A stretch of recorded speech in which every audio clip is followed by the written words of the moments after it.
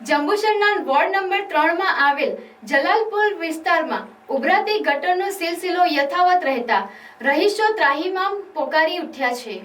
જંબુસરના જલાલપુરા ભાથુજી મંદિરની પાસે રોડ ઉપર ગંદા ગટરના પાણી વહે છે। લોકોને દર્શન માટે મુશ્કેલીઓનો સામનો કરવો પડે છે। હાલ ત્યાં બાજુમાં સરકારી ઉર્દુ કન્યાશાળા આવેલી છે।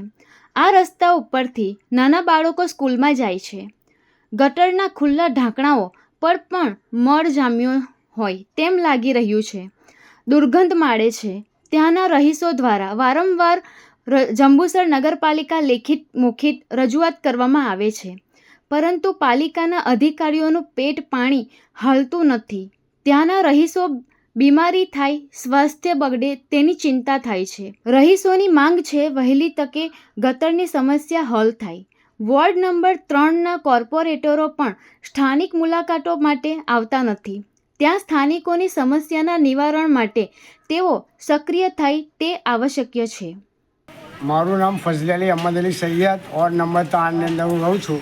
જાતે હું લૂલો છે, બરાબર।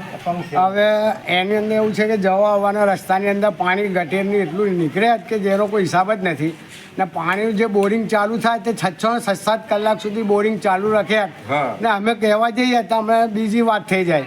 એટલે ને જંતુ હોતે આની અંદર જંતુ હો પડી ગયેલા છે ને નગરપાલિકા આડા કાન કરીને ઊભેલી છે। વારંવાર રજૂઆત કરતા બી આ લોકો કોઈ આવતું નથી।